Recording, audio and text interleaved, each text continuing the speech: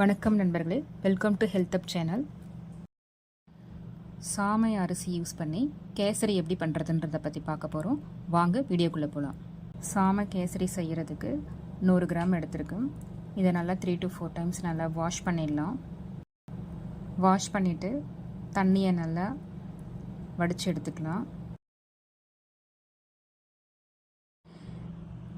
Gas stove on பண்ணிடலாம். ஒரு pan போட்டுட்டு நம்ம வாஷ் பண்ணி தண்ணியை ட்ரைன் பண்ணி எடுத்து வச்சுருக்க சாமையை அதில் சேர்த்துடலாம். சேர்த்துட்டு நல்லா அரிசி உதிரி உதிரியாக ஆகிற வரைக்கும் நம்ம அடுப்பில் நல்லா கிளறி விட்டுட்டு எடுத்துடலாம். இப்போ பார்த்திங்கன்னா ஈரப்பதம் போயிடுச்சு, அரிசியெல்லாம் நல்லா உதிரி உதிரியாக ஆகிடுச்சு. இப்போ இந்த ஸ்டேஜில் கேஸ் ஸ்டவ் ஆஃப் பண்ணிடலாம். உதிரியான அரிசியை வேறு ஒரு பிளேட்டுக்கு ட்ரான்ஸ்ஃபர் பண்ணிடலாம். இப்போ கேஸ் ஸ்டவ் ஆன் பண்ணிவிட்டு பேன் போட்டுடலாம். பேனில் எந்த கப்பில் நம்ம சாமை 1 கப் அளவு எடுத்தோமோ அதே கப்பில் 4 டைம்ஸ் வாட்டரை ஆட் பண்ணிக்கலாம். லிட்டு போட்டு கவர் பண்ணிடலாம். தண்ணி நல்லா கொதிக்கும். தண்ணி நல்லா கொதிக்கிட்டோம். தண்ணி நல்லா கொதி வரும்போது நம்ம சாமையை சேர்த்துடலாம். நல்லா கிண்டி விட்டுக்கலாம். கிண்டி விட்டுட்டு லிட் போட்டு கவர் பண்ணிடலாம். நல்லா வறுபட்ட வாசனை, சாமை வறுபட்ட வாசனை தண்ணியில் கொதிக்கும் போது நல்லா வாசனையாக இருக்குது. இப்போ இது லிட் போட்டு கவர் பண்ணிட்ட பிறகு 15 to 20 மினிட்ஸ் எடுக்கும் இது வேகிறதுக்கு.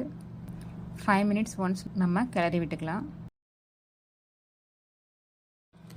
20 மினிட்ஸ் ஆகிடுச்சு. இப்போ சாமை பார்த்திங்கன்னா நல்லா வெந்துடுச்சு. கேஸ் ஸ்டவ் ஸ்லோ பண்ணிடலாம்.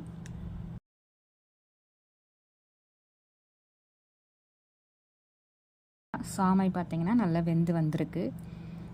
இப்போ நம்ம சுகரை ஆட் பண்ணிக்கலாம். எந்தில் 1 கப் நம்ம எடுத்தோமோ சாமை அதே கப்பில் நம்ம சுகரை ஆட் பண்ணிக்கலாம்.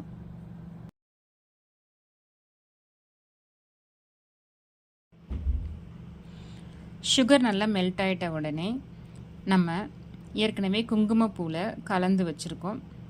குங்குமப்பூவை சேர்த்துடலாம். குங்குமப்பூவை சேர்த்துட்டு நல்லா கலந்து விட்டுக்கலாம். இப்போ நல்லா வெந்துடுச்சு. சுகரும் நல்லா மெல்ட் ஆகி நல்லா மிக்ஸ் ஆகிடுச்சு. இப்போ நம்ம கேஸ் ஸ்டவ்வில் தாளிப்பு கரண்டி போட்டுடலாம்.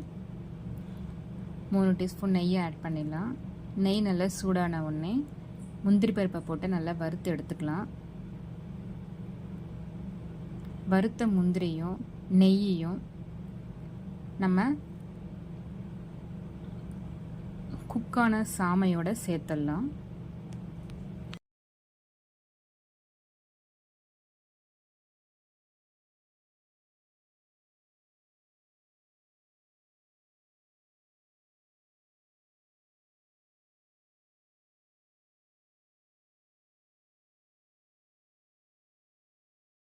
அவ்வளோதாங்க, சாமை கேசரி ரெடி ஆயிடுச்சு. மீண்டும் ஒரு நல்ல பதிவில் சந்திப்போம். நன்றி.